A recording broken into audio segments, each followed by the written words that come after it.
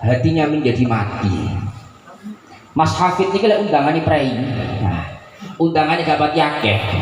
Hei contoh wow, orang gak wongi gak munggah. Wong kesepakatan lek wongi munggah mboten kula gojloki. Tapi berhubung wongi gak munggah kula gojloki.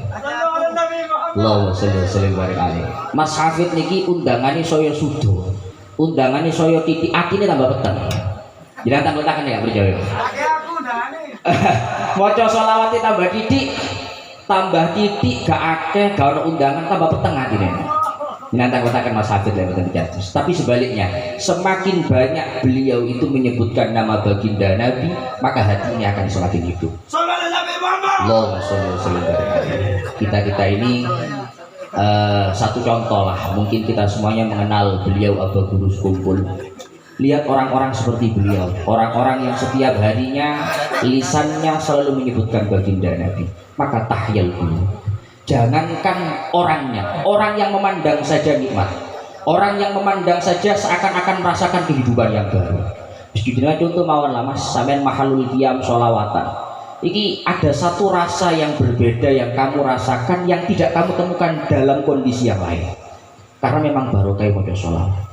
Dan juga watul tafarul khotoya wadhunub.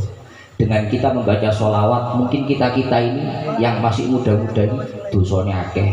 Sembayang kadang metu waktu kan sembayang kadang kodoan dan lain-lain. Tuhtafarul khotoya wadhunub. Barokah maca sholawat, maka segala kesalahan kita, segala dosa kita tuhtafaru, itu diampuni oleh Allah barokahnya sholawat kepada Kanjeng Nabi. Dilanjutkan wa arju an aisha bihi sa'ida wa alqahu wa laysa aliyahudu. Harapannya kita semuanya melantunkan sholawat kepada Nabi itu, harapannya adalah kita semuanya hidup dalam kondisi bahagia, dan kita nantinya ketika mati berjumpa dengan Nabi dalam kondisi walaysa aliyahudu. Kita dalam kondisi tidak memiliki dosa karena dosa kita sudah habis lebur dengan bacaan sholawat.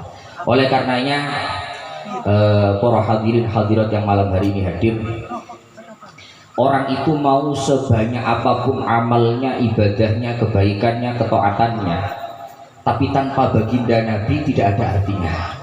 Sembayangi jungkir walid, posoni bendino, kebaikannya sebanyak apapun, tanpa Sayyiduna Muhammad dia bukan siapa-siapa. Saya teringat dengan dawuhnya Al-Imam Ibnul Qayyim di dalam kitabnya Jala'ul Afham. Beliau mengatakan wa qala Syekhut Thariqah wa Imamut Taifah Al-Junaid bin Muhammad. Dulu itu ada wali namanya Wali Junaid. Wali Junaid itu satu ketika pernah mengatakan at-turuq kulluha masdudah illa tariqa man iktafa atharan nabi fa innallaha yaqul wa izzati wa jalal law atawni min kulli turuqin lamaftatahtu alaihim illa ayyas'a khalfaka. Dawuhnya Al-Imam Junaid bin Muhammad, beliau mengatakan bahwa siapapun orangnya at-turqulha masdudah, semua jalan kita untuk bisa sampai kepada ridhonya Allah, semua jalan untuk kita bisa sampai ke surganya Allah, itu semuanya masdudah. Semua pintu itu tertutup. Mau kita sholatnya banyak, mau kita ibadahnya banyak, semuanya tertutup kecuali satu, illa tariqa man atah, kecuali jalannya orang-orang yang mau mengikuti Nabi dan mau berada di belakang Nabi. Artinya apa? Orang tanpa baginda Nabi itu amalnya bukan apa-apa. Orang tanpa Sayyiduna Muhammad ketaatannya bukan apa-apa.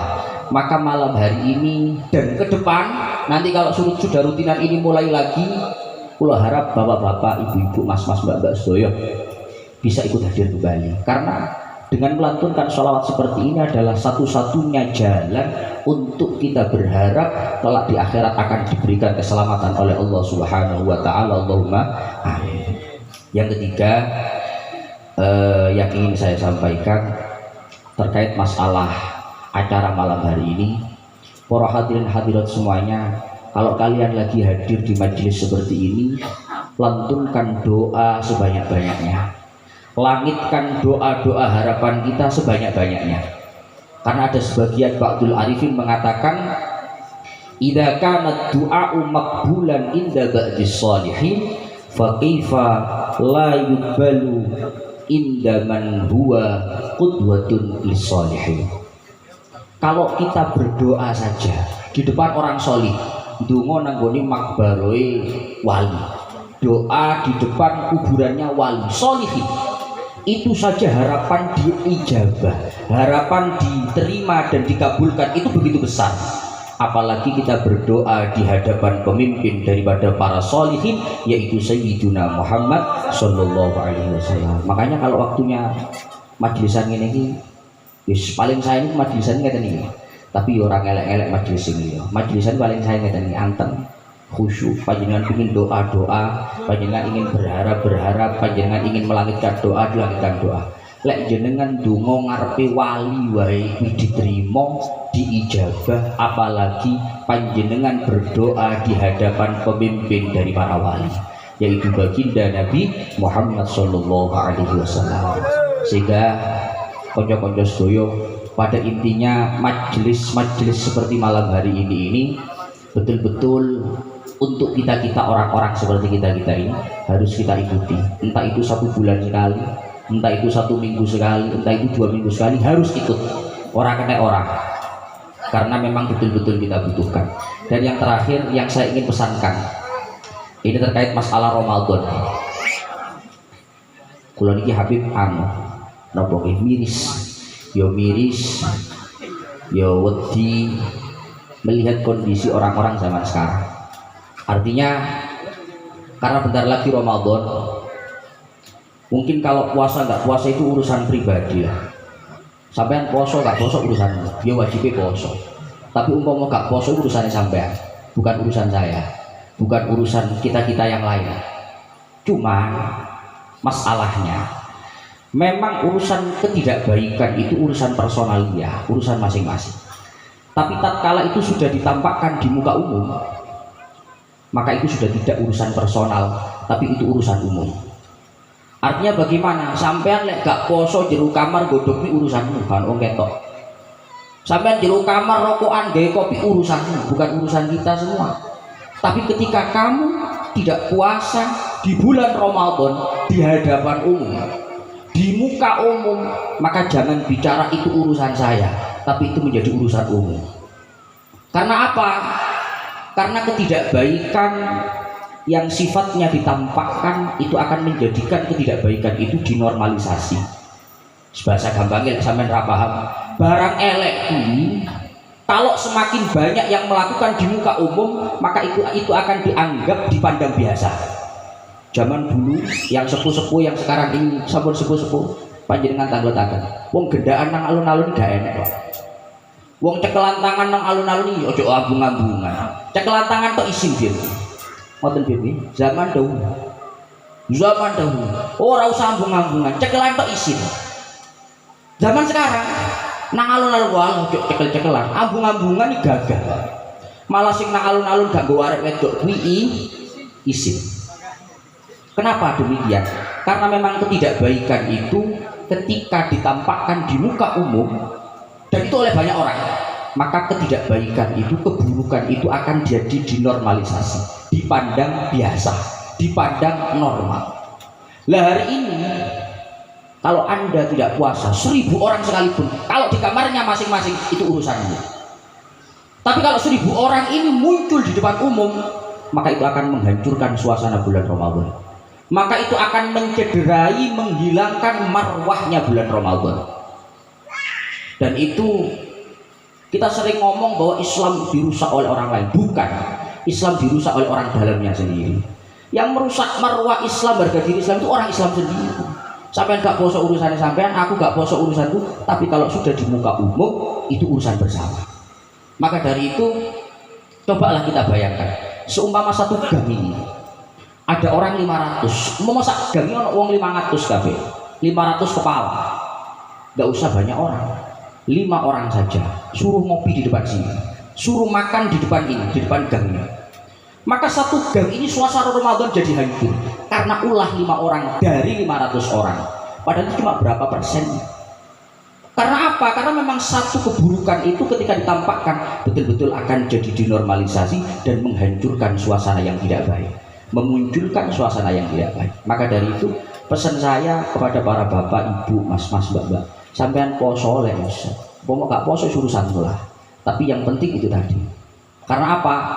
Dampaknya apa kalau kita sampai tidak puasa di muka umum? Lah saat ini sing kula tingali kopiah kajian sarungan BAS nang warung bul gak ada izin. Satu cerita, ada satu cerita dalam kitab Fawaidul Mukhtarah. Di dalam kitab Fawaidul Mukhtarah karangannya Habib Zaid, beliau menceritakan dulu itu ada seorang majusi, ada seorang kafir majusi non muslim. Kafir majusi ini pada hari bulan Ramadan ro'a waladahu fi nahari Ramadan ya'kulu bi hadratil muslimin. Orang majusi ini non muslim, bukan orang Islam. Orang majusi ini di siang hari bulan Ramadan dia melihat anaknya yang masih kecil makan di hadapan orang Islam yang di siang hari itu sedang haus-hausnya, sedang lapar-laparnya. Kok cara bahasanya gampang ngomong, ono wong kafir duwe anak cilik metu omah jajan, metu omah tuku es tuku jajan. Ketika orang tuanya ini tahu, padahal orang tuanya ini non muslim, anaknya masih kecil, fadoroba, wah anak ketok ngono digebuki karo bapaknya, dipukuli. Ketika dipukuli bapaknya ngomong, lima lah hafidta hurmata syahri Ramadan lil muslimin. Kok cara bahasa gampang leh, kok ini kurang ajari. Wong Islam goroani ngelak-ngelaki, wong Islam petenge luwe-luwe nakmu saenakmu dhewe mangan koyo ngene. Padahal ini kafir. Padahal anaknya masih kecil. Dipukuli sama bapaknya diomongi seperti itu. Singkat cerita dalam kitab Fawaidul Mukhtarah itu dikatakan famata fi dalikal usbu. Kafir majusi ini mati, meninggal. Ketika meninggal ada salah satu orang yang bermimpi melihat orang ini. Faro'ahu wa huwa fil jannah. Ada salah satu orang bermimpi setelah orang kafir majusi ini meninggal melihat orang itu kondisinya ada di dalam surga. Heran. Lah kok iso wong kafir kok mlebu swarga iki piye ceritane? Padahal syaratnya mlebu swarga itu kudu Islam. Kuncine lawang swarga la ilaha illallah. Iki kafir kok iso mlebu. Maka ditanyakan kepada orang, bimanil tahani. Pak, gimana ceritanya kamu bisa masuk surga? Piye ceritanya kok iso mlebu swarga? Wong biyen prosoku kafir. Maka kata orang itu, saya di akhir penghujung hidup saya, di akhir hidup saya diberikan taufik, diberikan hidayah, diberikan petunjuk oleh Allah untuk iman, untuk Islam, bibarokati hurmati syahri Ramadan. Karena berkah menghormati bulan Ramadan. Aku ki barokah mulia di bulan Ramadan. Akhir hayat saya itu diberikan happy ending, diberikan husnul khotimah. Maka sebaliknya, lek wong sing mulia di bulan Ramadan diberikan husnul khotimah, ending yang bagus, maka orang yang menghancurkan kemuliaan bulan Ramadan maka sangat ditakutkan dia matinya dalam kondisi ngerti dhewe lah, dalam kondisi suul khotimah. Maka dari itu pesan saya seperti tadi, sampean gak poso urusan sampean, kalian tidak puasa itu urusan kalian individual, bukan urusan saya. Tapi bagaimanapun kita, jangan sampai kita rela ketika keburukan itu dijadikan sebagai satu hal yang normal, sebagai satu hal yang biasa. Oleh karenanya bulan Ramadan ini mari kita bersama-sama sebagai orang Islam menjaga kehormatannya, menjaga kemuliaannya. Lek rokokan nang kamar, lawang ditutup, cendelo ditutup. Lek mangan nang omah ra ketok wong. Lho nggih, iku urusan sampean, orang ngongkon aku ya, urusan sampean. Cuman lek pancen ora poso kaya ngono kuwi. Saking kawula saged matur kata-kata keranten niki pun kalimat hafid ket wau diwanti-wanti boten angsal lami-lami. Lho nggih, kula lami-lami nggih dielingaken Mas Hafid bareng. Saking kula niku nyuwun agung pangapunten mbok bilih wonten lepati, mugi-mugi wonten manfaat kagem kula panjenengan sedaya.